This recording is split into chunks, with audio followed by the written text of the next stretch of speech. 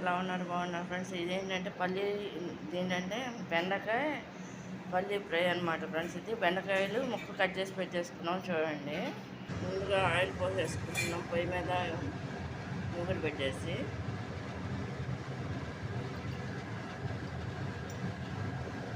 ఈ పల్లీలు ఆల్రెడీ నేను ఫ్రై చేసి ఉంచేసాను అనమాట. మామూలుగా అయితే ఆయిల్లో చేయాలి.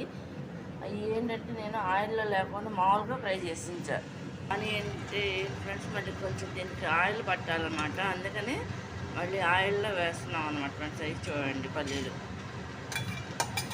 అలా అయితేనే బాగుంటాయి టేస్ట్. మామూలు పచ్చి ఆయిల్లో ఫ్రై చేయాలన్నమాట ఫ్రెండ్స్. ఇది ఫ్రెండ్స్ ఇట్లా ఫ్రై చేసుకోవాలన్నమాట ఆయిల్లో.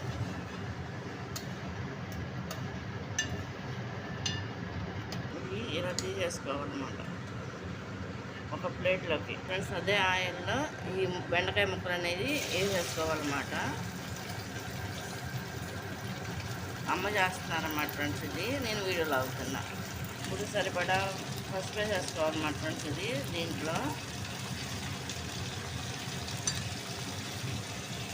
అదేవిధంగా సాల్ట్ కూడా తగినంత టేస్ట్కి వేసుకుని ఈ విధంగా కలుపుకోవాలన్నమాట ఫ్రెండ్స్.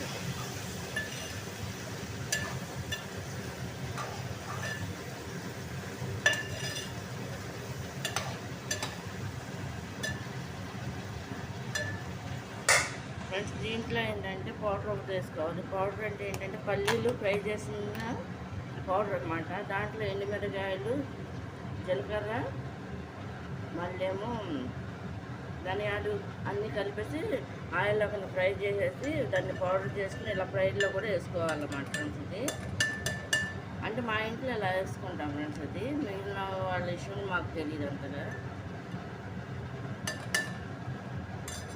ఇలా వేసుకుంటే బాగుంటుంది అన్నమాట.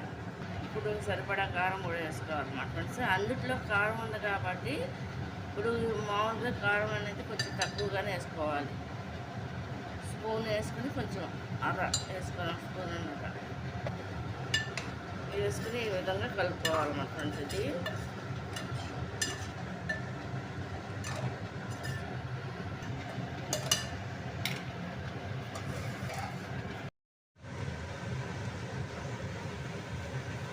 కూడా ఆయిల్లోనే ఇట్లా ఫ్రై అయిపోయిందనమాట. అలా కనిపిస్తుంది కదా ఫ్రెండ్స్. అది ఆయిల్ ఇప్పుడు అందుట్లో వేసేస్తుంది అమ్మ చూడండి.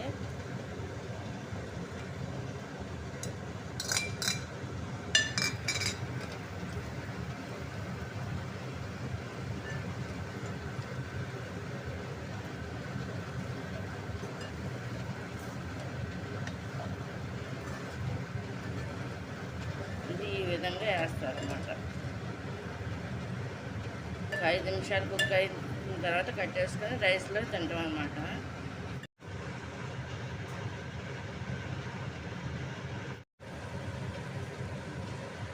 అయిపోయింది ఫ్రెండ్స్, కంప్లీట్గా కట్టేశారు.